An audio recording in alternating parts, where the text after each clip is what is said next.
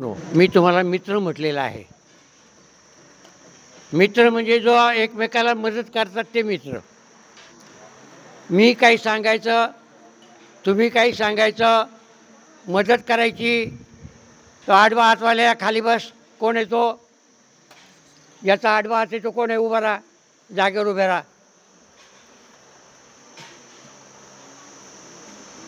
इकडे शिक्षकांना किती ओरडायचं तुमच्यासाठी. आश्रमामध्ये जे जे काय आपण शिकलो, आश्रम इथपर्यंत जो आला, कसा आला, त्याच्यासाठी किती कष्ट घ्यावे लागले, कोणी कोणी कष्ट घेतले. आणि एका खेडेगावातला मुलगा जगद्गुरू होईपर्यंतचा जो प्रवास आहे, ही असा प्रवास आहे. प्रवासाची माहिती आपल्याला जर मिळाली तर या प्रवासाची माहिती सांगू शकतो. आपण इथे आलात, आपण ज्या वेळेला जाल शिबिर संपवून, त्यावेळेला आपल्याला कोणीतरी, आपल्या घरचे तरी विचारतील, गावातले तरी विचारतील, किंवा आपलं मित्रवर्ग असेल ते विचार, तू कुठे गेला होता, काय केला, काय शिकलं, कोणते महाराज होते, त्या महाराजांनी नेमकं काय काम केलं. या सगळ्या गोष्टी आपल्याला ज्ञात झालेल्या आहेत. तर त्याची आता उजळणी चाललेली आहे. उजळणी कशासाठी आहे? की आपल्याला दोन शब्द बोलता आले पाहिजेत. आपण इथे भगवद्गीता शिकलो, पण ज्या वेळेला शिकलो त्यावेळेला आपला आवाज उंच होता, पण ज्या वेळेला प्रत्यक्ष म्हणायची वेळ आली त्यावेळेला आपला आवाज निघतो की नाही अशी अवस्था आपली झालेली होती. एक 5-6 विद्यार्थी म्हटले चांगल्या आवाजात, बाकीच्यांना असं वाटलं की आपण मोठे बोललो तर सरांना त्रास होईल का काय, म्हणून इतक्या आवाजात, हळू आवाजात बोलले. तर आता आपलं जे जे का आपण करतो ते आपल्याला सांगता येणं महत्त्वाचं आहे. त्यासाठी आपण परत एकदा उजळणी घेत आहोत. महाराज 5 वर्षाचे होते त्यावेळेला सद्गुरू नारायणगिरी महाराजांचं कीर्तन एका गावी झालं. रांजणगाव असं त्या गावाचं नाव होतं. आणि परिस्थिती होती तिथे नरसिंहचरित्र, नरसिंहाचा सप्ताह, जन्मदिवस, त्यानिमित्त महाराजांचं व्याख्यान होतं, प्रवचन होतं, कीर्तन होतं.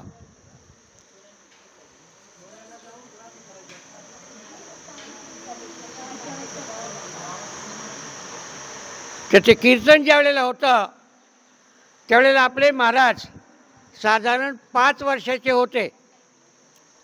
त्यांच्या आजोबाबरोबर ते त्या कीर्तनाला गेले. कीर्तन हा लहान मुलांचा विषय नसतो. हा थोडे मोठे झाले, ज्यांना काही कळालं त्यांच्यासाठी कीर्तन असतं. पण या लहान मुलांमध्ये, बालवयामध्ये जी जिज्ञासा निर्माण झाली, त्या जिज्ञासेमुळं परिस्थिती अशी निर्माण झाली की कीर्तन ऐकलं.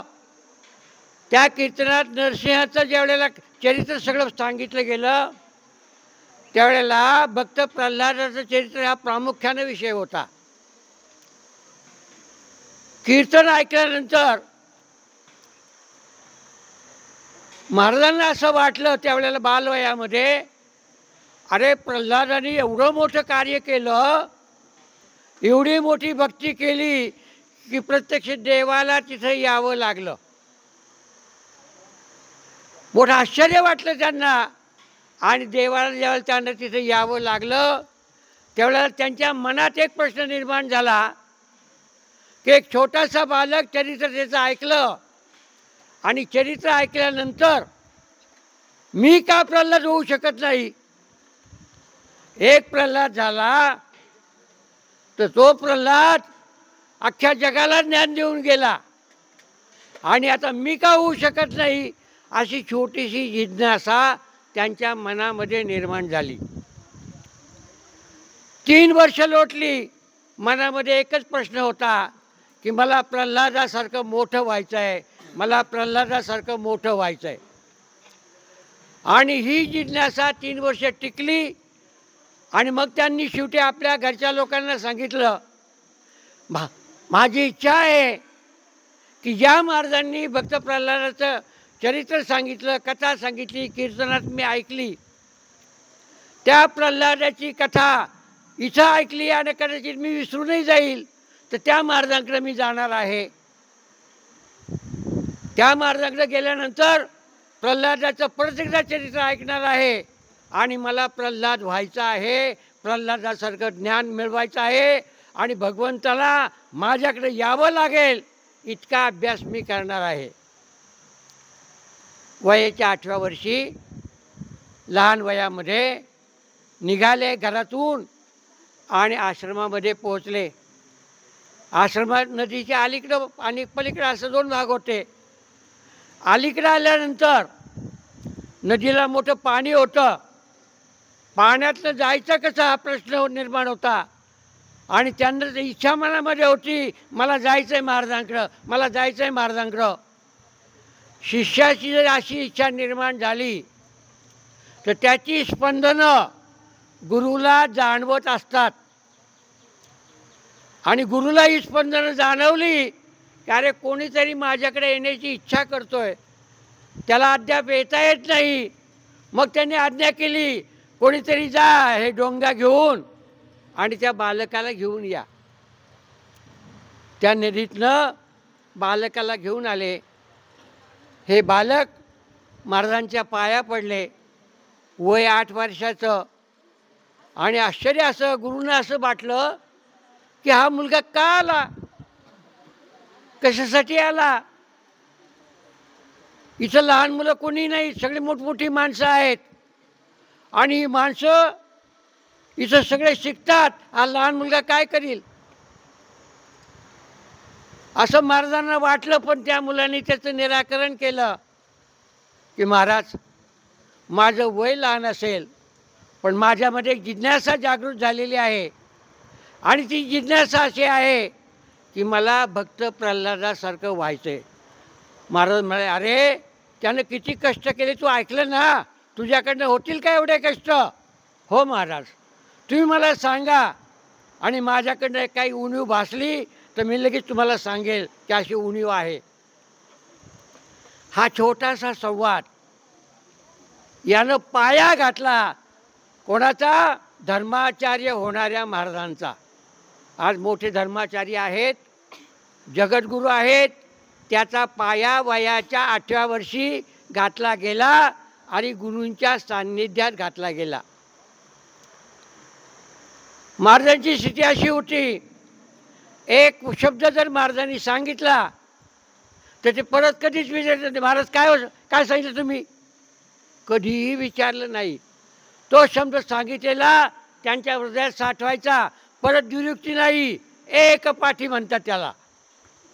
महाराज हे एकपाठी आहेत. शिक्षण असो नसो, एकदा मी ऐकलं ना मी ते तुम्हाला निश्चित सांगेल. अशी एकपाठी वृत्ती असलेले महाराज, त्यांनी महाराजांनी जे जे नारायणगिरी महाराजांनी जे जे काही सांगितलं ते आत्मसात केलं. त्यांनाही मोठं आश्चर्य वाटलं की अनेकांना परत परत सांगावं लागतं. परत परत सांगितलं तरी त्यांना कळत नाही. पण हा मुलगा कसा आहे पहा, मी त्याला एकदा सांगितलं की हा मुलगा भाट भाट भाट भाट बोलतो, इतकं छान बोलतो की लोकांना तो आवडायला लागला. त्याला जर काम दिलं तर तो काय करतो, गोड भाषेत कोणाच तरी बोलतो. त्या लोकांना तो आवडायला लागला आणि आवडायला लागल्यानंतर लोक म्हणायला लागले, महाराज हा जो मुलगा आहे ना फार चुणचुणीत आहे हो, याने आश्रमाची माहिती आम्हाला फार चांगली सांगितली, इतकी चांगली सांगितली की आम्हाला वाटतं असा जर मुलगा आमच्या गावात आला तर आमच्या गावातली मुलं सुधारतील आणि आमच्या गावातली मुलं धर्माचं कार्य करू शकतील, हा प्रेरणा ठरेल. तर हा मुलगा आम्हाला द्याल का हो. महाराजांचा आवडता मुलगा, एकपाठी मुलगा. आणि असा जर मुलगा गेला तर माझ्यामध्ये कदाचित उणीव निर्माण होईल. महाराज प्रत्येकाला म्हणजे नाही नाही हा मुलगा तुम्हाला मिळणार नाही. एक आला, दुसरा आला, तिसरा आला, चौथा आला. जो जो येतो तो प्रत्येक काय म्हणायचा, हा मुलगा आम्हाला पाहिजे, हा मुलगा गावात आला पाहिजे. महाराज नाही नाही म्हणायचे. अशा परिस्थितीमध्ये इथले मुठे पाटील आहेत, नारायणगिरी महाराजांचे अत्यंत जवळचे शिष्य. हे मुठे पाटील तिथे गेले आणि त्यांनी महाराजांना तीच गळ घातली, महाराज हा मुलगा मला पाहिजे. महाराजांना मोठं आश्चर्य वाटलं, काय जादू आहे या मुलामध्ये, जो येतो तो म्हणतो हा मुलगा आम्हाला पाहिजे, जो येतो तो म्हणतो आम्हाला मुलगा पाहिजे, काय करायचं मी. महाराजांना शेवटी नाही म्हणवे ना. आणि मुठे पाटलांना त्यांनी शब्द दिला, हा मुलगा तुम्हाला देतो, तुम्ही गावात घेऊन जा, पण या मुलाची कुठली तक्रार माझ्याकडे येता कामा नये. म्हणजे काय, याला खायला प्यायला तुम्ही व्यवस्थित द्याल, राहायला जागा द्याल, पण या मुलाला जर साधना करायची वेळ आली तर तुम्ही त्याच्यामध्ये व्यत्यय कुणी आणू नका. मुठे पाटलांनी ते मान्य केलं आणि मुठे पाटलांनी मान्य केल्यामुळं तिथलं जे कोठीचं काम होतं, यांच्याकडे काम जे होतं कोणतं होतं, कोठीचं. तुम्ही आलात, तुम्हाला काय पाहिजे ते त्यांच्याकडे सांगायचं, त्यांनी तुम्हाला द्यायचं आणि तुम्ही ते परत द्यायचं. असा कोठीचा सगळा व्यवहार महाराज स्वतः लहानपणी सांभाळत होते. कुठली तक्रार नाही, माणसाची तक्रार नाही, भक्ताची तक्रार नाही. आणि इतकं छान वर्तणूक, सगळे सांगायचे, बाबा महाराज अहो हा मुलगा आहे ना, हा आमच्याच गावी पाहिजे. मग जनार्दन पाटील मुठेंचं महाराजांनी शेवटी ऐकलं, त्यांना इथं पाठवलं. त्यावेळेला विठ्ठल रुक्मिणीचं मंदिर होतं आणि शेतकरी म्हणाले, इथले आम्हाला काही पूजा अर्चा माहिती नाही, देवाची पूजा कशी करावी आम्हाला माहीत नाही, रोज आरती झाली पाहिजे, देवाची पूजा झाली पाहिजे, येणाऱ्या लोकांना दर्शनाला जर कोणी काही विचारलं तर त्यांना सांगता आलं पाहिजे, हा मुलगा सगळं ते काम करू शकेल. आणि इथं आल्यानंतर सगळी आरती वगैरे सगळं करून पूजा करून राहिलेला वेळ आहे तो कुठं सत्कारणी घालवायचा. तर महाराजांनी काय केलं, मी म्हणे थोडं परिसर पाहून येतो. मग त्यांनी परिसर पाहिला तर ते या शिळेजवळ आले. इथं सगळे काटे कुटे होते, यायला रस्ता नव्हता, इथं कुठली सोय नव्हती, बसायला जागाही नव्हती. महाराजांनी स्वतः ते काटे कुटे साफ केले. कशा रीतीने साफ केले, महाराजांचे शब्द त्यांच्या लक्षात होते.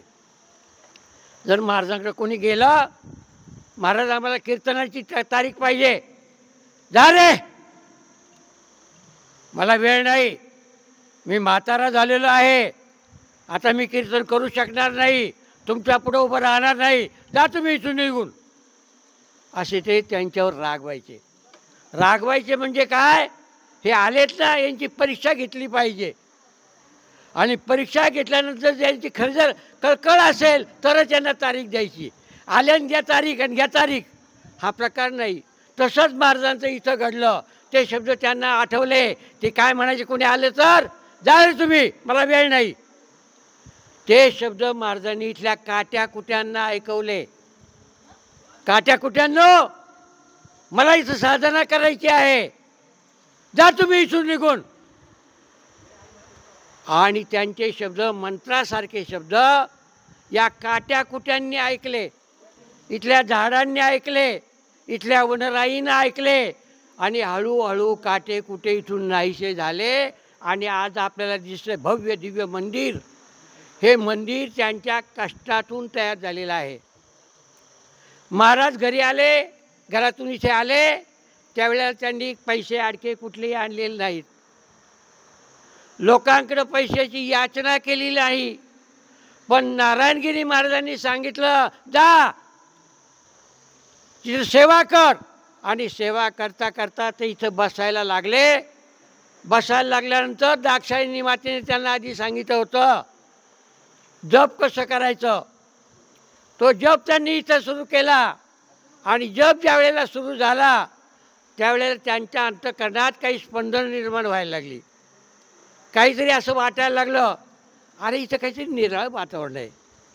हे वाटायला लागलं तर त्यांनी आपल्या सद्गुरूंना विचारलं, महाराज मी इथं ध्यान करायला बसलो ना, मला काहीतरी असं वाटतं ही जागा कशी आहे शोधावी, काय करावं, कसं करावं, कोण आहे व्हायचं, कोण ही स्पंदनं माझ्यामध्ये जागृत करतं आहे.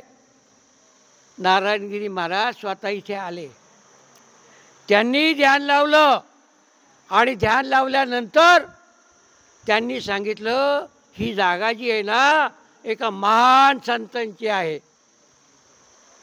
तो संत असा आहे, नावाला संत आहे, पण प्रत्यक्ष तो अनाथांना सनाथ करणारा नाथ आहे आणि त्याचं नाव आहे आडबंगनाथ.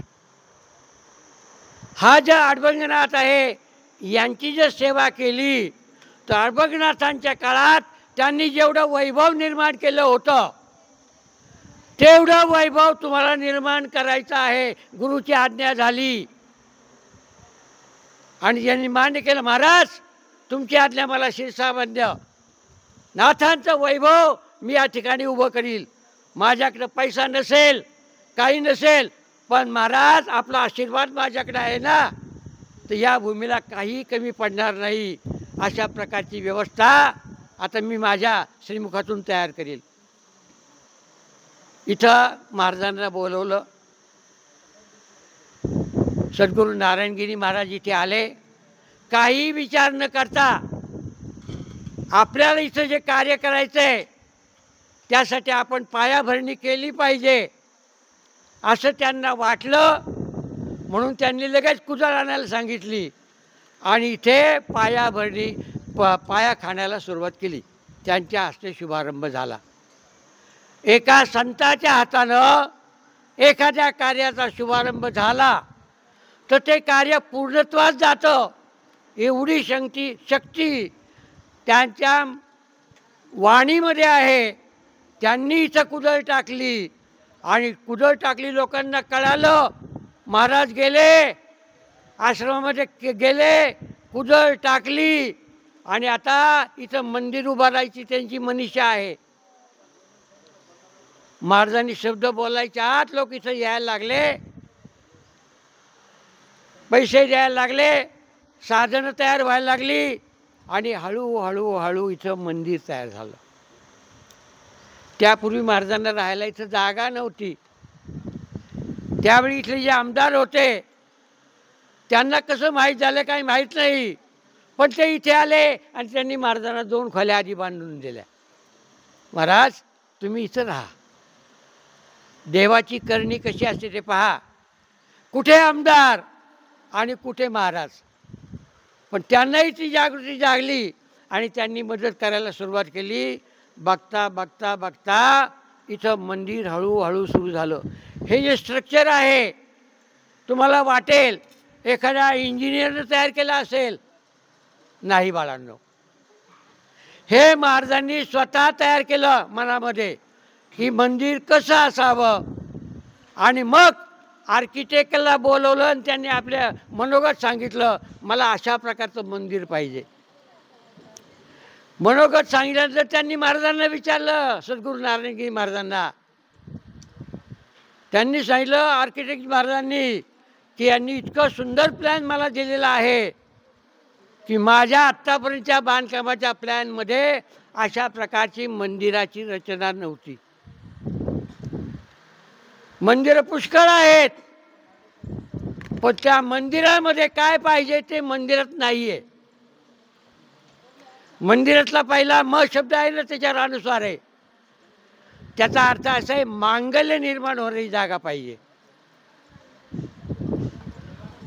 मन दी म्हणजे दिव्यता, भव्यता ही करावी लागते कष्टपूर्वक, आपोआप येत नसते. हळद खा आणि गोरी हो असा प्रकार नसतो. अत्यंत कष्ट करावे लागतात आणि कष्ट केल्यानंतर भव्यता दिव्यता निर्माण होते. त्यानंतर 3रं अक्षर आहे र याचा अर्थ रमणीयता. जे कार्य तुम्ही हाती घेतलंय त्यात तुम्ही तुमचं मन होता, रममाण होता, स्वतःला विसरा मी कोण आहे, मी मंदिर बांधणार म्हणजे बांधणार असं झालंच पाहिजे, नाही झालं तर माझ्या गुरुजींचा अपमान होईल.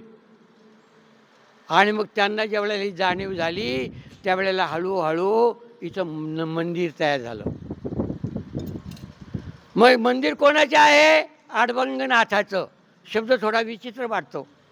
असं कसं काय नाव आहे अडभंग? हे नाव कसं काय?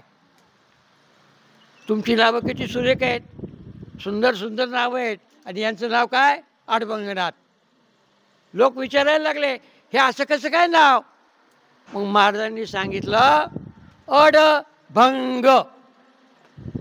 तुमचं काही अडलंय ना, त्याचं निराकर करण्याची शक्ती ज्या देवामध्ये आहे तो हा देव आहे, म्हणून याचं नाव अडभंगनाथ.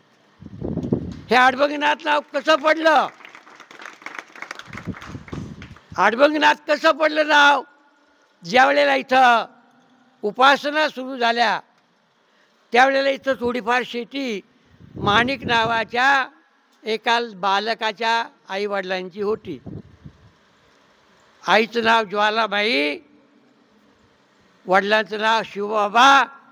त्यांची थोडीशी शेती होती आणि त्यांची शेती त्या करण्यासाठी त्यांनी लहानपणी भरपूर कष्ट घेतले, पण त्यांना आयुष्य कमी लाभलं. त्यांना लवकर देवाने बोलवलं आणि मग ती जबाबदारी कोणावर पडली? या माणिक नावाच्या बालकावर पडली. या बालकावर ज्या जबाबदारी पडली, छोटा होता, मला येणार नाही, मी करू शकत नाही, माझी तेवढी शक्ती नाही, असं हे बालक म्हटलंच नाही. ठीक आहे, माता पिता जरी गेले तरी त्यांचं सगळं काम मी पूर्ण करणार. आणि त्यावेळेला नेमका गावात दुष्काळ पडला, पाऊस नाही, प्यायला पाणी नाही, शेतकरी हवालदिल झाले, काय करावं कोणाला कळेना. आणि अशा अवस्थेमध्ये शेतं सोडून दिली लोकांनी आणि जिथं पाणी आहे तिकडे जायला लागले.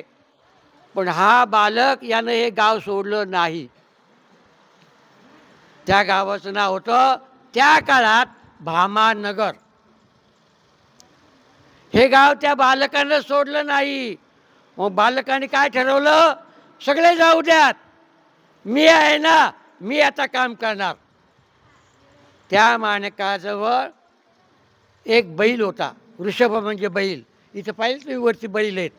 बैलाला एवढं महत्त्व दिले की मंदिराच्या वरती बैल. एका तरी ठिकाणी आहे का असं कुठं? नाही. पण त्या बैलानं आणि माणिकानं एवढे कष्ट शेतीमध्ये केले की त्या कष्टाचं त्यांनी अपार शेती केली चांगली आणि हिरवीगार शेती दिसायला लागली. नारद शब्द तुम्ही ऐकला असेल, ते भजन करतात, नारायण नारायण नारायण. ते स्वर्गातलं भ्रमण करत होते. त्यांनी पाहिलं, अरे सगळं गाव ओसाड दिसतंय, गावात माणसं दिसत नाही, शेती बकाल दिसती, हा एवढा भाग हिरवा कसा? स्वतःला प्रश्न विचारला. खाली आले, चौकशी केली, माणिकांनी त्यांना माहिती दिली. गावकरी गेले हरकत नाही, पण माझ्या वडिलांनी जे काम केलं त्याच्या पुढची एक पायरी मी करणार आहे. मी शेती करणार आहे. काय करशील शेती करून? जे काही धान्य मिळेल ते मी सगळ्या लोकांना वाटणार आहे. मी पाणी पिऊन राहिलो तरी चालेल, मला अन्न नाही मिळालं तरी चालेल, पण मी सगळ्या गावाला अन्न वाटणार आहे. आणि मग लोक यायला लागले. माणिक अन्न द्यायला लागला. सगळे लोक परत आले आणि सगळ्या लोकांनी ठरवलं, अरे बालकानं शेती केली, आम्ही एवढे मोठे आहोत, आम्ही का शेती करू नये? सगळे गेलेले परत आले आणि हा गाव सुजलाम सुफलाम करून टाकला. अशी छोटीशी क्रिया या माणिक नावाच्या मुलानं केली. सगळीकडे झालं, अरे हा माणिक आणि याचा हा बैल यांनी कष्ट केले, धान्य मिळवलं, आम्हाला दिलं, स्वतः पाणी पिऊन राहिला. जिकडं तिकडं वाह वाह व्हायला लागली, वाह वाह भोगले व्हायला लागली, वाह वाह भोगले. हा बालक शेतीवर काम करायचा, बैल घेऊन यायचा. नेमका दुसरा एक बैल त्याला मिळाला. मोकळेच पट जाणार होती त्याला, लोकांनी सोडून दिले होते, आम्हालाच खायला नाही, याला कुठं पोसायचं. दुसरा एक बैल मिळाला आणि ते बैल घेऊन या ठिकाणी शेतीला परत एकदा सुरुवात केली आणि सगळ्यांना सांगितलं, तुम्ही जेवढं धान्य कमवाल ना त्यापेक्षा मी जास्त धान्य करील. वेळ झाली की मला सांगा बरं का. जास्त धान्य मी करील. आणि त्यांनी खरोखर दोघांनी कष्ट करून हे गाव सुजलाम सुफलाम केलं. भरपूर अन्न मिळेल अशी व्यवस्था केली. आणि याच काळामध्ये गोरक्षनाथ महाराज यांना एक स्पंदन झालं निर्माण. अरे गोरक्षा, तू इथं काय बसलास? जा, माझा भक्त तिकडे काम करतोय, श्रम करतोय, त्याच्याकडे जा. त्याच्या आईवडिलांना काही सांगायचं तर सांग. आणि त्याच्या आईवडिलांना काहीतरी सांगून जो सुबलाम सुबलाम गाव झालेला आहे तो सगळ्यांना संदेश द्या. गोरक्षनाथ महाराज इथे आले. इथं आल्यानंतर पहिली परीक्षा घेतली या मुलाची, माणिक नावाच्या मुलाची. मुलाचं नाव जरी माणिक असलं तर माणिक नावाचं रत्न सुद्धा आहे. ते माणिक नावाचं रत्न त्याला गोरक्षनाथांनी घासून पुसून चकचकीत केलं. त्याची परीक्षा घेतली आणि परीक्षा घेताना काय केली? तुमच्यासारखी परीक्षा नाही. पाठ आहे का नाही? बस इथे पाठ आहे ना, वा शाबासकी द्यायची, घे तुला इतके मार्क मिळाले, अशी परीक्षा घेतली नाही. परीक्षा घेतली की बाबा, अरे मला भूक लागलेली आहे, तहान लागलेली आहे.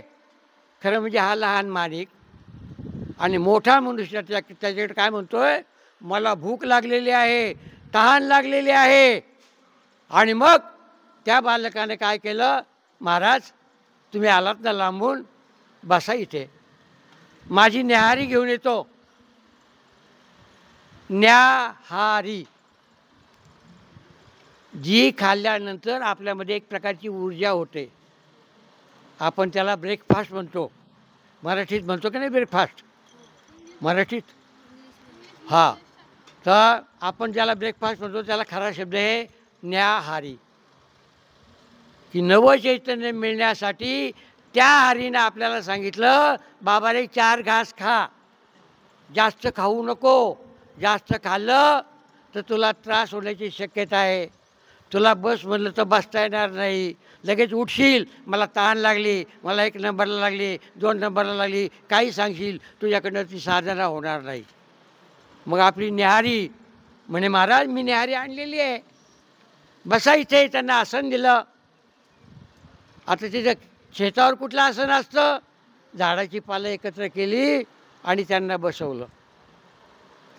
महाराजांना चांगल्या ठिकाणी बसायला पाहिजे जागा, त्यांना तिथे बसवलं. आणि बसवल्यानंतर स्वतःचं जे अन्न आहे ना ते सगळंच्या सगळं त्यांना देऊन टाकलं, स्वतःला काही ठेवलं नाही. गोरक्ष म्हणाले, अरे काय अपूर्व त्याग आहे हा. दिसायला छोटा मुलगा दिसतो, तो म्हणायला पाहिजे त्याने उलट, महाराज मला भूक लागली, मी पहिलं खातो. पण हा छोटासा मुलगा काय म्हणतो की महाराज तुम्ही बसा, मी तुम्हाला माझी सगळी न्याहारी देतो, तुम्हाला पाणी आणून देतो, थंड पाण्यानं पिला, तुषार्थ व्हा, भुकेनं व्याकुळ झालात, तुमची भूक शांत करा, आणि आणखी काही सेवा असली तर मला सांगा. गोरक्षनाथांनी या माणिकाची अशा प्रकारे परीक्षा घेतली. जसं नारायणगिरी महाराजांनी आपल्या महाराजांची परीक्षा घेतली. जा, काट्या कुट्यात जा, तिथं साधना कर, तिथं सेवा कर. ही नारायणगिरी महाराजांनी परीक्षा घेतली, तशीच परीक्षा गोरक्षनाथांनी या माणिकाची घेतली. आणि जाताना काय म्हणाले? यांचं नाव होतं, ते नाव उच्चारलं नाही. तर त्यांनी नाव कोणतं उच्चारलं? बाळा माझ्याकडे पहा, ए छोटूलाल, छोटूलाल, छोटूलाल माझ्याकडे पहा. आता कुठं पाहायचं नाही. सांगितलं, रतनलाल तिथं काट्या कुट्यात जा, सेवा कर, आश्रम तयार करायचा आहे. एखादा लहान मुलगा म्हणला असता, महाराज बसायला जागा नाही, मी कुठे जाऊ? नाही सांगितलं. महाराजांना प्रतिप्रश्न नाही केला. महाराजांची आज्ञा मानायची, 100% मारायची. इथे आले, काट्या कुट्यांना आज्ञा केली. महाराजांनी सांगितलं जा रे काट्यांना इथून निघून. काटे काय हलतील का हो? मग एक एक काटा त्यांनी उचलला, बाजूला केला आणि चांगली जागा निर्माण केली. इथं आपली सेवा केली. इथं महाराज स्वतः आले, त्यांनी कुजळ टाकली, मंदिराचं काम सुरू केलं. ज्या बालकांनी 5व्या वर्षी जिज्ञासा स्वतःमध्ये जागृत केली, त्या बालकाने 8व्या वर्षी जगाला दाखवून दिलं मी नसेल शिकलेलो, पण महाराजांचा आशीर्वाद जर मिळाला तर मी गोड बोलेल लोकांशी, त्यांचं चांगलं काम करील, इतकं चांगलं काम करील की त्यांना वाटावं याला आपण आपल्या गावी न्यावं, असं वाटावं. आणि ती शिकवण महाराजांनी लक्ष ठेवून या ठिकाणी त्यांचं काम सुरू केलं. त्यांचं काम सुरू केल्यानंतर भरभराट व्हायला लागली. आणि आजचं जे दृश्य दिसतंय, विशाल असं मंदिर. महाराजांना एकट्याला राहायला किती जागा लागते? हां, थोडीशी जागा लागते. पण हे विशाल मंदिर का केलं? माझे भक्त इथे येतील, नाथांचा भक्ती करतील, त्यांना समाधान वाटावं, बसायला शांत जागा असावी, त्यांना इथं पाणी प्यायला मिळावं, त्यांची क्षुधा भुका इथं तृप्त व्हावी, म्हणून एवढं मोठं मंदिर त्यांनी केलं. तुम्हाला आश्चर्य वाटेल, महाराज शिकले नाहीत तरी त्यांचा संपर्क एवढा दांडगा आहे. आमदार असो, खासदार असो, सामान्य व्यक्ती असो, उद्योगपती असो, त्यांचं नाव त्यांना माहिती आहे, त्यांचे नंबर त्यांना माहिती आहेत. त्यांच्याशी ते इतके गोड बोलतात की ते स्वतः येतात, महाराजांना विचारतात महाराज काय पाहिजे. इतर महाराजांची स्थिती वेगळी आहे, ते मागणी करतात की आम्हाला असं असं पाहिजे. महाराजांची स्थिती त्याच्या उलटी आहे. इथं या, दर्शन घ्या आणि तुम्हाला आडबंगनाथ समजतील, आडबंगनाथ सांगतील ते इथं करा तुम्ही. हां, ठीक आहे. आता कारण नसताना यानं सूचना दिली, काही गरज होती का इथे येण्याची? आपलं आपलं चाललेलं आहे, माझ्यानंतर महाराज येणार हे ठरलेलं आहे. पण काही नसताना सूचना द्यायची आणि व्यत्यय आणायचा, एवढंच काम यांनी केलं. विचारांची शृंखला तुटून जाते. काय सांगायचं त्यापेक्षा वेगळंच काहीतरी सांगितलं जातं. सगळे परत एकदा सरळ बसा. मला माहिती आहे तुम्ही कंटाळलेले आहात, भुकेने व्याकुळ झालेले आहात. पण भुकेने व्याकुळ झाल्यानंतर काय करायचं हे नाथांनी तुम्हाला शिकवलेलं आहे. तर ज्या वेळेला सगळे लोक इथे येतात, महाराज त्यांना कधी मागत नाहीत की आम्हाला दक्षिणा द्या किंवा आमची ही गरज आहे. ते स्वतः पाहतात काय गरज आहे आणि स्वतः ती गरज महाराजांना सांगतात. आम्ही अमुक अमुक दक्षिणा देतो, आम्ही अमुक तुम्हाला वस्तू देतो. महाराजांच्या गोड बोलण्याचा परिणाम दानशूर लोकांवर होतो. न मागता ते इथं आणून देतात आणि आपल्या सगळ्यासाठी आहे. बालक कसा असावा त्याचं आदर्श उदाहरण महाराजांनी त्यांच्या वयात सांगितलेलं आहे. तेही तुमच्यासारखेच लहान होते, पण बालपणाचा कोणताही हट्ट त्यांनी केला नाही. आईला असं म्हणलेलं नाही की महाराज किती दूर आहेत, मी कसं काय जाऊ. नाही, गेले, ज्ञान अर्जन केलं. ज्ञान अर्जन केल्यानंतर महाराजांनी आज्ञा केली.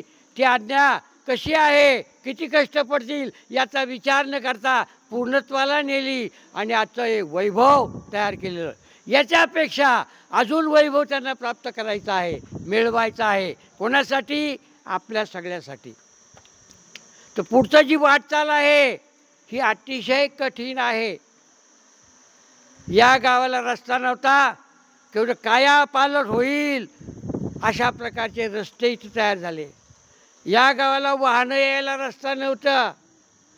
चुकून वाहन आलं तर ते फसून जायचं चिखलात, ट्रॅक्टर बोलवायचं आणि ते काढायचं, अशा प्रकारची अवस्था इथं होती. आज महाराजांच्या कृपेनं, आडबंगनाथाच्या कृपेनं लोकमानसात एवढी जागृती निर्माण झाली की ती जागृतीनं या भागात सुखसोयी निर्माण व्हायला लागल्या. गावाचं नाव भामानगर होतं. त्याचा अपभ्रंश झाला आणि भामाठाण असं म्हणायला लागले. आता भामाठाण याच्यामध्ये दोन शब्द आहेत, एक आहे भामा आणि दुसरा आहे ठाण. आता संस्कृत स्थान या शब्दाचा अपभ्रंश झाला आणि ठाण म्हणायला लागले. भामा त्यामध्ये भा आहे. भा याचा अर्थ प्रभा.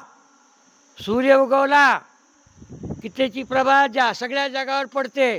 तो सूर्य तुमच्याशी कधी बोललाय का?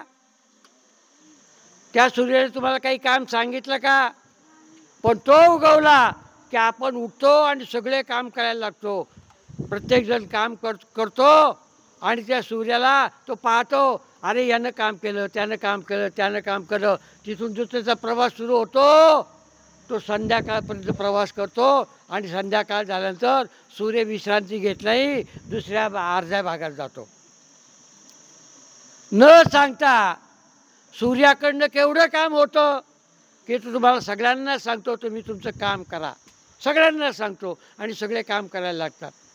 काम केले थकलेत, सूर्याला असं वाटतं आता याला विश्रांती घ्यायला पाहिजे. सूर्य दुसऱ्या भागात जातो. पृथ्वी गोल आहे. एका भागात उजेड आहे, दुसऱ्या भागात अंधार असतो. मग सूर्य त्या भागात जातो आणि त्या भागात प्रकाश करतो, या भागात अंधार असतो. चंद्रदेवाला असं वाटलं सूर्याने सूर्याचं काम केलं, आता हे लोक शांत झोपणार आहेत, प्रकाश कमी पाहिजे, मंद पाहिजे, शीतल पाहिजे, ते काम मी करील. आणि चंद्रमा उगवला, तो 3 नंबरचा विद्यार्थी उभा राहा. 3 नंबरचा विद्यार्थी उभा राहा पाठीमागून. तिकडे विचारलं नाही, तुला उभं राहा सांगितलं, उभंच राहायचं. तू अनंत उपकार केले म्हणून तुला इथं बोलवलं. माझ्यावर तुझे फार उपकार झाले, आता शांत बस. आपल्याला सवय अशी लागली की हे म्हटलं ना की दुसऱ्याचं बोट दाखवायचं. महाराजांनी असं जर केलं असतं, दुसऱ्याचं बोट दाखवला, ए तू काम कर, ए तू काम कर, ते एवढं मोठं काम उभं राहिलं असतं का? ते का उभं राहिलं? दुसऱ्याला नाही सांगितलं त्यांनी, स्वतः सगळं केलं. तर ज्या वेळेला हे काम सुरू झालं, सगळं व्यवस्थित पूर्ण झालं, आणखीनही काही गरजा आहेत आणि आणखीन काही गरजा ज्या आहेत त्या पूर्ण करायच्या आहेत. तुम्ही ज्या वेळेला मोठे व्हाल त्यावेळेला तुमच्या लक्षात आलं पाहिजे की आम्ही लहानपणी या ठिकाणी आलो होतो. बालसंस्कार शिबिर या ठिकाणी झालं होतं. आम्हाला इथं बोलवलं होतं. काही वेळेला आम्हाला गोडीनं सांगितलं. गोडीने सांगितल्यानं जर आम्ही ऐकलं नाही तर आम्हाला रागावून सांगितलं गेलं. रागावून सांगूनही काही ऐकलं नाही, थोडा प्रसाद दिला गेला. आणि प्रसाद देऊन जर ऐकू झालं नाही, ए तू लांब बस, सडक्या कांद्या तू या चांगल्या कांद्यामध्ये बसू नको, असंही सांगितलं गेलं. वेगवेगळे मार्ग आहेत. पिंडे पिंडे मती भिन्ना. माझ्या मनामध्ये वेगळ्या भावना असतील, दुसऱ्याच्या मनामध्ये वेगळ्या भावना असतील, पण सगळ्यांची एकच भावना आहे की आपल्यावर चांगले संस्कार करावेत. तुम्ही मुलं आहात, दिसायला मुलं आहात. छोटूलाल, ए छोटूलाल, दिसायला तुम्ही मुलं आहात पण तुम्ही फार महान आहात. भक्त प्रल्हाद लहान होता, बाबांनी चरित्र ऐकलं, केवढा महान झाला. त्याचं नाव हजारो वर्ष लोक ऐकतात. तुमच्यासारखाच मुलगा होता ना तो. मी लहान होतो आणि लहान असताना ते जे कार्य केलं ते कार्य स्मरणात आणा की मलाही भक्त प्रल्हादासारखं व्हायचं आहे.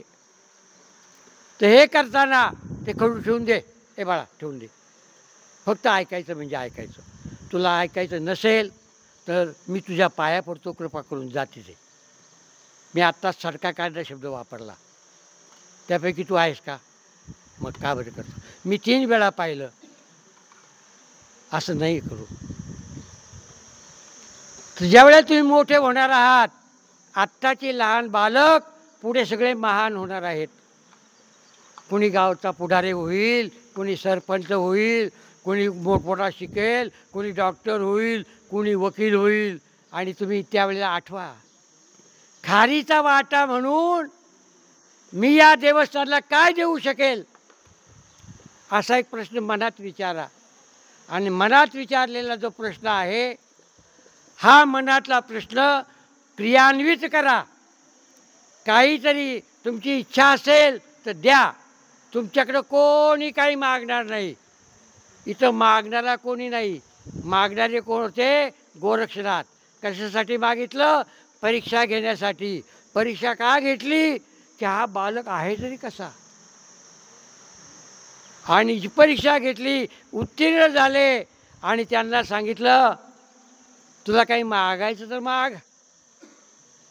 आता या माणिकाला असं वाटलं, काय मनुष्य आहे, अरे याला भूक लागली, एवढा मोठा हा माझ्याकडे भाकरी मागतो. किती मोठा आहे हा, मी बारीक. आणि एवढा मोठा मागतोय आणि मला काय म्हणतोय, काय मागायचं ते माग. त्या बालकाला वाईट वाटलं. बालक म्हटले, महाराज काही नाही हो. नाही नाही, काहीतरी माग. एकदा झालं, दोनदा झालं, तीनदा झालं. मग म्हणे, महाराज मला काही मागायचं नाही, तुम्हालाच काय मागायचं तर मागा. एखाद्याने काहीतरी मागितलं असतं ना मोठ्या माणसाकडं, ते काय म्हणाले, महाराज तुम्हाला काय मागायचं ते मागा. मच्छिंद्रनाथाला तेच पाहिजे होतं, द्यायचं होतं, पण यांनी मागितल्याशिवाय द्यायचं नाही, असा विचार त्यांच्या मनामध्ये आला. त्यावेळेला माणिकानं काय केलं, त्यांना प्रश्न विचारला, तुम्हाला काय मागायचं ना, माझ्याकडे मागा, मी देईन. योग्य वेळ आली, योग्य काळ आला, योग्य उपचार सुरू झाले. आणि मग त्यांनी सांगितलं, तुझ्याकडं काय आहे ना ते मला काहीच नको आहे. तुझ्याकडे बैल आहे ना, मला नको. तुझ्याकडे औत आहे ना, मला नको. तुझ्याकडे धान्य आहे ना शेत घरात, ते मला नको. मला काही नको. मग काय पाहिजे? ते म्हणाले, मला तुझं मन पाहिजे. तुकाराम महाराजांचा एक छान अभंग आहे, मन करारे प्रसन्न सर्व सिद्धीचे कारण. त्या बालकाला त्यांनी काय मागितलं? मन मागितलं. आणि मन मागितलं, ठीक आहे देऊन टाकलं तुम्हाला मन. संध्याकाळ झाली, त्याला वाटलं आता शेतीवर जायचं काम झालं, चला घरी जायचं. बैलाला घेतलं जवळ, औस घेतला डोक्यावर आणि आता घरी जाणार. तर लगेच त्यांना जाणीव झाली, अरे मी घरी कसं काय जाऊ, माझ्या मनानं जाऊ का? मी तर त्या साधूला माझं मन देऊन टाकलंय, आता काय करायचं? घरी जायचं नाही. बैलाला सांगितलं, हे पा वृषभदेवा, मी इथंच थांबणार आहे. त्या बैलाला वाचा नव्हती. वृषभदेवानं मान हलवली, महाराज तुम्ही राहणार ना, मी थांबतो तुमच्याजवळ. बैल त्या महाराजांच्या जवळ, माणिकाजवळ 12 वर्ष थांबला. मित्र असावं तर असा, तुम्हाला राहणार ना, मी तुमच्याबरोबर राहणार. आणि 12 वर्ष आऊत आयठण डोक्यावर घेतलं. बैल शेजारी शिळेवर उभे राहिले. तुम्हाला 5 मिनटं उभं राहा म्हटलं तर जमत नाही. हा माणिक 12 वर्ष इथे राहिला. बैल त्याच्या सोबतीला आला. का आला? की आता हे माझे महाराज आहेत, हे माझे मित्र बनलेले आहेत, त्यांना मला सहकार्य करायचे. ही भावना त्या बैलामध्ये निर्माण झाली. का? अरे कुणीतरी येईल आणि हा का रे का उभं राहायला म्हणेल, त्याला कळणार नाही, तो अज्ञानी प्रश्न विचारील, मग मी त्याला जवळ येऊ देणार नाही. मी काय करील, जर कोणी असं यायला लागलं धावून जाईल त्याच्यावर आणि त्याला पळवून लावील. यांच्या तपामध्ये विघ्न आणणार नाही. पहा, त्या बैलाला जेवढं ज्ञान आहे तेवढं ज्ञान माणसात जर उतरलं तर माणसं काय नंदनवर तयार करतील या जगातलं. हो, कुठंच अज्ञान राहणार नाही. बैलाचं ज्ञान आपल्यामध्ये आत्मसात व्हावं म्हणून या बैलाला मंदिराच्या शिखरावर स्थान दिलेलं आहे. बाबा तू जमिनीत राहू नको, गोठ्यात राहू नको, कुठे राहा? मंदिराच्या वरती राहा. बैलाला एवढं मोठं स्थान कोणी दिलं? आपल्या महाराजांनी आणि माणिकदेवानं दिलं. हे सगळं पाहिल्यानंतर 12 वर्षांनी गोरक्षनाथ महाराज परत आले. त्यांना आठवलं की 12 वर्षापूर्वी मी एका मुलाला सांगितलं होतं, तुझं मन मला दे. त्याप्रमाणे मन दिलं. आता तो काय करतोय पाहायला ते आले. येताना त्यांनी काय केलं? आपल्या सद्गुरूंना बोलवलं. महाराज, एक लहानसा मुलगा आहे हो, मी त्याच्याकडे गेलो होतो, त्याची परीक्षा घेतली, तो त्या परीक्षेत उत्तीर्ण झाला आणि तो कसा आहे मला तुम्हाला दाखवायचं आहे. आपले सद्गुरू त्यांचे बचिरनाथ त्यांना बरोबर घेतलं. दुसरे एक त्यांचे शिष्य समान आपले गुरुबंधू होते चौरंगीनाथ, त्यांना इथं घेतलं. झाले किती? एकाचे 2, 2चे 3, 3चे 4. एक म्हणजे कोण? गोरक्षनाथ. 2 कोण? त्यांचे सद्गुरू मच्छिंद्रनाथ. तिसरे कोण? चौरंगीनाथ. हे सगळे इथे एकत्र आले. पाहतो तो उभा आहे. अरे याला खायला नाही, पाणी पेत नाही. हा म्हणत नाही मला पाणी तहान लागली, मी जाऊ का उठून? नाही म्हणत, तसाच बसलाय. 12 वर्ष झाली. आणि मग त्यांचा संवाद सुरू झाला. आता त्याचं तप मोडावं कसं? कारण हा आता आपलं कोणाचं ऐकणार नाही. मग मच्छिंद्रनाथांनी सुरुवात केली. वा वा वा वा, कोण आहेस तू? आम्हाला तुझं नाव माहिती नाही. एवढं सुंदर तप करणारा मी प्रथमच पाहिला. दुसरे नाथ तसेच काहीतरी बोलायला लागले. तिसरे नाथ तसेच काहीतरी बोलायला लागले. आणि या माणिकाला राग आला. अरे माझा मी काम करतोय, तुम्ही काय व्यत्यय आणता माझ्यामध्ये? काय मध्ये बोलता? तुम्ही मध्ये बोलायला नकोय. आणि मग मालकाने हळूच डोळे उघडले. पाहिले तर पुढं नाथ दिसले. त्याला वाटलं एक जोगड्या आला होता, त्यांनी माझी न्याहारी घेऊन गेला. आता एकाचे 4 आले, 3 आलेत. काय मग काय काय मागतील माझ्याकडे मला माहीत नाही. आणि मग त्यांनी काय केलं? अरे तुम्ही कशाला इथे आले? चला उभं राहू नका. काय प्रश्न असेल मला विचार नका, माझं काम मी करतोय. आणि सहज सहज मच्छिंद्रनाथ म्हणाले, अरे गोरक्षा, तू आम्हाला इथं आणलंस तुझा शिष्य दाखवायला, पण हा तर कसा बोलतोय? आडबंगासारखा आडवं उत्तर देतोय. आणि मग त्या दिवसापासून गोरक्षनाथ म्हणाले, महाराज तुम्ही जे म्हणता ना तेच याचं नाव ठेवू आपण. हा आडबंग आहे ना, याचं नाव आपण आडबंगनाथ ठेवू. आडबंगनाथ यांचं नाव ठेवलं गेलं. माणिक होता तो आडबंगनाथ झाला. त्या आडबंगनाथांनी एवढ्या विद्या ग्रहण केल्या की एकही विद्या जगात बाकी शिल्लक राहिली नाही. इतक्या विद्या या ठिकाणी तप करून पूर्ण केल्या. आणि हे तप इतकं पूर्ण झालं की याची जाणीव ब्रह्मदेवाला स्वर्गामध्ये झाली. जाणीव झाल्यानंतर ब्रह्मदेवानं विचार केला, अरे एवढा मोठा शेतकरी, त्याचा शिष्य जो आहे तो मोठा झाला, आडबंगीनाथ झाला, किती मंत्र त्याचे पाठ आहेत. 12वा अध्याय 20 श्लोकाचा तो आपला पाठ होत नाही. नसेना का पाठ झाला? वाचायला सांगितलं, इतका हळू वाचायचं सरांना ऐकूच गेलं नाही पाहिजे.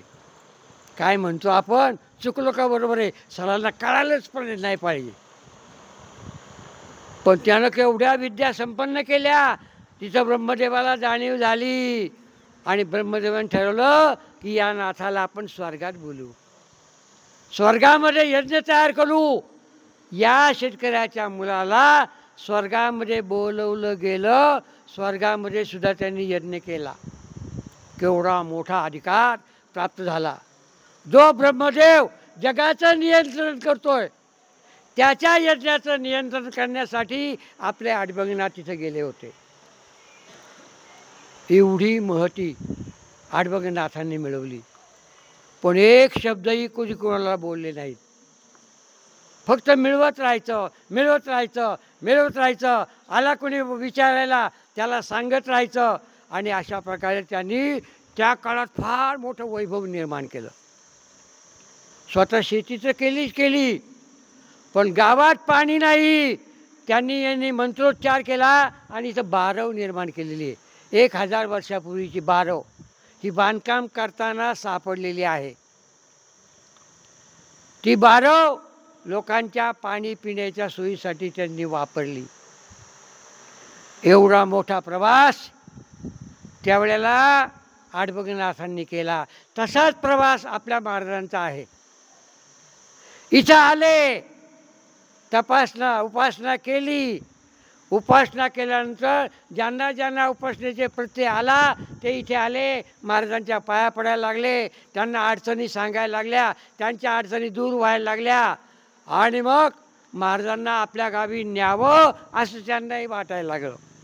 महाराज, तुम्ही इथं तपश्चर्या करताना आमच्या गावी या, आम्हाला रामायण सांगा, महाभारत सांगा, ज्ञानेश्वरी सांगा, विनवणी करायला लागले. आणि लोकांनी त्यांना आपल्या गावी जाता जाता नेलं. आणि एक दिवशी त्यांचं भव्य असं रामायणाचा कार्यक्रम सुरू झाला. त्यांचा कार्यक्रम सुरू झाला, त्याची जाणीव सद्गुरू नारायणगिरी महाराजांना झाली.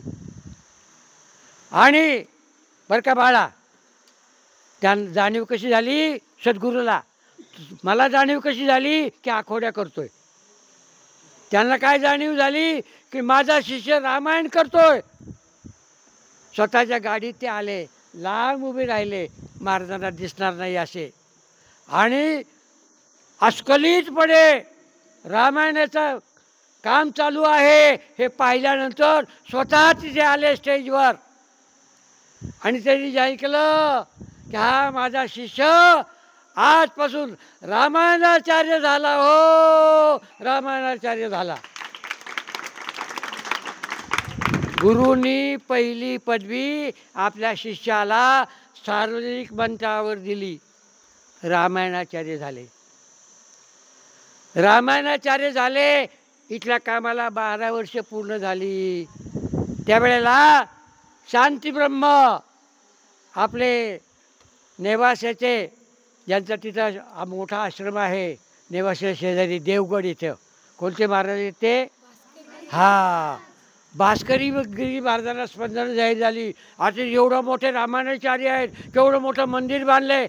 आणि त्यांनाही वाटलं आपण जायला पाहिजे. आणि महाराजांनाही वाटलं अरे त्यांना माझं स्मरण केलं काय, मग त्यांना मी गेलंच पाहिजे. त्यांना इथं बोलवलं आणि त्यांच्या हातानं इथं दीक्षा घेतली महाराजांनी. कशाची? नाथपंथाची. नारायणगिरी महाराजांनी काय शिकवलं होतं? वारकरी पंथ. आता शब्द पहा, वारकरी शब्दाचे अर्थ 2 आहेत. वार, दुसऱ्यावर आघात करायचा, त्याला म्हणतात वार. का आघात करायचा? याच्यामध्ये काहीतरी वैगुण्य आहे. वागू नये तसं तो वागतोय, तर त्याचं आचरण चांगलं व्हावं म्हणून शुद्ध शब्दाचा वार त्याच्यावर करायचा. आणि तो वार करणार जो आहे हा वारकरी. वारकरी दुसरा अर्थ असा आहे की जो आळंदी पंढरी तीर्थक्षेत्राची वारी करतो त्याला वारकरी म्हणतात. 2 वारकरी आहेत. हे महाराज लोक जे आहेत ना हे वारकरी, पण कोणते? आपल्यामध्ये असलेलं वैगुण्य दूर करण्यासाठी शब्दांचा आघात करतात आणि आपल्याला शुद्ध स्वरूपात आणतात, ते वारकरी. आणि दुसरे वारकरी आळंदीला पंढरपूरला जातात, भक्तिभावाने जातात व आपलं वय विसरतात, तेही वारकरी. ते वारकरी पंथाचे जो आहेत नारायणगिरी महाराज, भास्करगिरी महाराज, त्यांना निमंत्रण पाठवलं, बोलवलं. 12 वर्षात काय काय काम झालं ते सांगितलं. आणि त्यांनी आपल्या महाराजांना दीक्षा दिली आहे नाथपंथाची. एक वारकरी नाथ झाला. अनाथ होता तो सनाथ झाला. कोणी केला? शांतीब्रह्म भास्करगिरी महाराजांनी. आणि त्यांनी सांगितलं आजपासून तुम्ही सनाथ झालेला आहात. आणि महाराज त्या दिवसापासून सनाथ झाले. हे कार्य करता करता अनेक प्रकारच्या पदव्या त्यांना मिळाल्या. आणि हे सगळं कार्य होता होता कशी स्पंदनं कुठे आहेत पहा. मध्य प्रदेशात ओंकारेश्वर नावाचं एक शिवलिंग आहे, 12 ज्योतिर्लिंगापैकी. तिथं देवाला असं वाटलं, अरे महाराष्ट्रात कोणीतरी महान संत उदयाला आलेला आहे, त्यांना आपल्या भेटीला बोलवावं. आणि त्यांना भेटीला बोलवावं. त्यांनी ते काम भगवान श्रीकृष्णाला सांगितलं. देवा, या संताला इथे घेऊन यावं, मला संताला भेटायची इच्छा आहे. कोणी कोणाला सांगितलं? महादेवानं, जो देवाचा देव आहे, त्यांनी सांगितलं संतांना घेऊन या. काम कोणाला सांगितलं? भगवान श्रीकृष्णाला. त्यावेळेला भगवान श्रीकृष्णाची स्थिती अशी होती की त्यांनी आपलं अवतार कार्य संपवलेलं होतं. पांडवांची ज्या वेळेला वनात जायचं होतं, तो वनवास संपला त्यांचा, आणि 1 वर्ष असं होतं की अज्ञातवासात काढायचं. त्यावेळेला पांडव अज्ञातवासात गेले. त्यावेळेला भीम नावाचा जो पांडव होता, महाशक्तिशाली गदा युद्ध करणारा अद्वितीय असा गदाधारी, हा गेला म्हणे, महाराज मी तुम्हाला सगळ्यांना भिक्षा मागून आणतो. अरण्यामध्ये गेला. तिथं त्याला भेटली राक्षसी. तिचं नाव हिडिंबा. तिला फार मोठा गर्व होता, माझ्यासारखा कोणीच नाही, मी मायावी आहे, कोणी आलं त्याचा पराभव करणार. आणि ती राक्षसी धावून आली ना भीमावर. भीमानं गदा उचलली आणि मारणार प्रहार. तेवढ्यात ती राक्षसीने म्हणाली, अरे गजेने काय मारतो, हात येते तुझ्याकडे, ठेव गदा बाजूला. आणि भीमाला आश्चर्य वाटलं, आत्तापर्यंत असं कोणी म्हणालं नाही. बाजूला गदा ठेवली आणि युद्ध झालं. हातानं युद्ध केलं, द्वंद्व युद्ध म्हणतात त्याला. आणि त्या द्वंद्व युद्धात त्या मायावी राक्षसीचा पराभव झाला. भीमाच्या ती पाया पडली हिडिंबा, महाराज मी राक्षसी नाही, माझा उद्धार करा, आता मी माझं सर्वस्व तुम्हाला देणार आहे. आणि ती हिडिंबा राक्षसीने भीमाच्या पाया पडली आणि आजपासून मी तुमची दासी झाले असं म्हणाली. आणि त्या हिडिंबाचं लग्न लागलं. भीम आणि हिडिंबा यांचं लग्न झालं. त्यांच्यापासून जो पुत्र तयार झाला त्याचं नाव घटोत्कच. हिडिंबापेक्षाही जास्त त्याच्याकडे होती. आणि या घटोत्कचाचा जो मुलगा होता तो त्या गावी तिथे आला आणि त्यानं अशी इच्छा व्यक्त केली, अरे मी देवाशी लढावं. श्रीकृष्ण गेले काय, आपलं काम टाकून गेले काय, यावं आणि माझ्याशी लढावं. तर ते जो मुलगा होता तो खाटू नावाच्या गावात राहत होता. मध्य प्रदेशात आहे, उज्जैनीपासून जवळ ते गाव आहे. त्याला अभिमान झाला की माझ्याकडे एवढी शक्ती आहे की मी कोणाचाही पराभव देवाचाही पराभव करील. आणि देवाचा पराभव करण्यासाठी त्यांनी देवाला आमंत्रण दिलं, देवा भगवान या, करा माझ्याशी युद्ध, जिंका माझं युद्ध, नाही जिंकलं तर तुम्ही म्हणाल ते मी करील. भगवंतांना बोलवलं. भगवान श्रीकृष्ण खाटू नावाच्या गावामध्ये आले. श्रीकृष्णाचं एक नाव आहे श्याम. इकडे खाटू हा भक्त राक्षस आणि देवाचं नाव होतं श्याम. मग त्या गावाला पुढं नाव खाटू श्याम का पडलं याचं कारण असं, तिथं द्वंद्वयुद्ध सुरू झालं राक्षसाचं आणि भगवान श्रीकृष्णाचं. आणि मग त्याच्या लक्षात आलं की आपल्यापेक्षा जास्त शक्ती या देवामध्ये आहे. मग देवा आता मी युद्ध करणार नाही, मी तुम्हाला अर्पण करणार आहे. भगवान म्हणाले नको नको, तू नको मला. का म्हणाले, तू राक्षस आहेस. राक्षस कोणाला म्हणावं, जो ज्या ठिकाणी बसतो त्या ठिकाणी बसण्याचा व्यवहार न करता बाकीचंच काही करतो, या समूहात सूर मिळवत नाही, असुर होतो, त्याला म्हणतात राक्षस. राक्षस वेगळा नाही, आपल्यातला राक्षस होतो. तू नको नको, नाही नाही काहीतरी घ्या. पाहिजे देणार आहेस, मग तुझं मस्तक मला दे. देवा एवढंच ना, लगेच तलवार काढली, स्वतःचं मस्तक स्वतः कापलं, हातांनी स्वतः उचललं, भगवान श्रीकृष्णाच्या पाया ठेवले. आणि जे आजूबाजूला लोक होते ना, त्यांनी जय जय केला. खाटूश्याम महाराज की जय. काय केला जय जयकार? खाटूश्याम महाराज की जय. त्या दिवसापासून भगवान श्रीकृष्णाचं एक नाव खाटूश्याम असं पडलं. महादेवांनी त्या देवाला सांगितलं की यांना इथं आणा.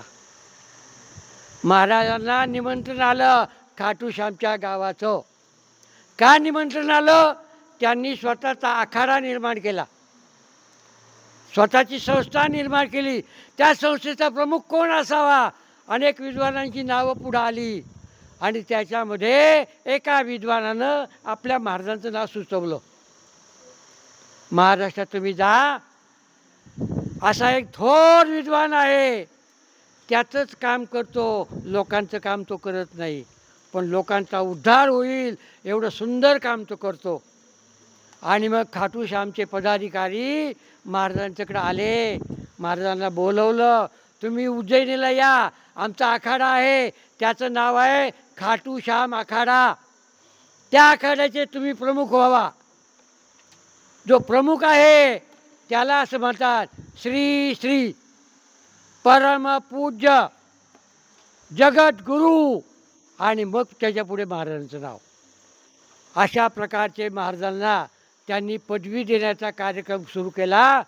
आम्ही सगळे लोक, मी तिथे होतो, महाराजांच्या बरोबर उज्जैनीला गेलो आणि त्या महाकालेश्वराच्या प्रांगणामध्ये खाटूश्याम नगराचे सगळे लोक आले.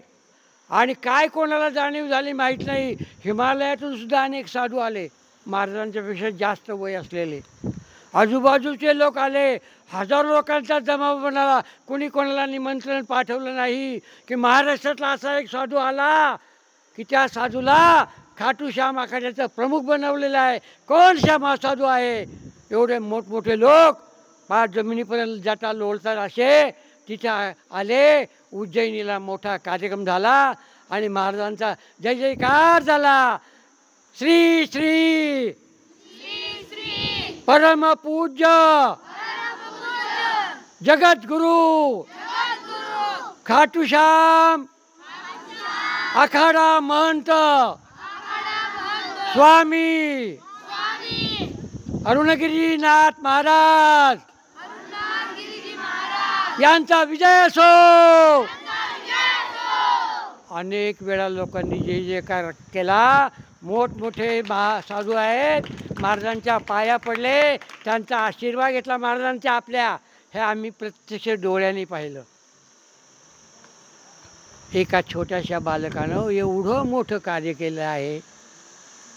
आता तुमच्या मनामध्ये थोडी का होणार ऊर्जा निर्माण होऊ द्या, आणि त्या ऊर्जेनं तुम्ही असं दैवीप्यमान कार्य करा की महाराजांनी जसं नाव कमवलं तसं तुम्ही नाव कमवा, अशी सर्वांना माझी एक विनंती, माझी इच्छा आहे. आपण सगळ्यांनी शांतपणे ऐकून घेतलं, त्याबद्दल खरोखर तुम्हाला धन्यवाद दिले पाहिजेत. आता तुम्ही सगळी ज्यांनी ऐकून घेतलं त्यांना मी म्हणणार सूर म्हणजे देव, आणि ज्यांना ऐकूनच घेता आला नाही शेवटपर्यंत त्यांना म्हणणार मी असुर. देवा अडबंगनाथा, या असुरांचं मन पालट कर, यांना सुद्धा सूर म्हणून तू घे आणि यांच्या हातनं सुद्धा चांगलं काम करू दे, अशा प्रकारची इच्छा व्यक्त करू. आणि आता माऊलींनी जी प्रार्थना आहे ती प्रार्थना आपण सगळे म्हणू. पसायदान कोणाला तर चांगलं म्हणता दादा, पेटी वाजवणार पसायदान याल का? पसायदान म्हणायचे याल का? आहे त्यांना सांगितले ना, ते म्हणतील पसायदान म्हणायचे या. आता सुंदर आवाजामध्ये आपण प्रसायदान ऐकणार आहोत. ज्यांना म्हणता येईल त्यांनी महाराजांच्या स्वरात स्वर मिळवा, नसेल तर शांत बसा. यांना एक जोडीदार पाहिजे, एक स्वरामध्ये म्हणा. धन्यवाद.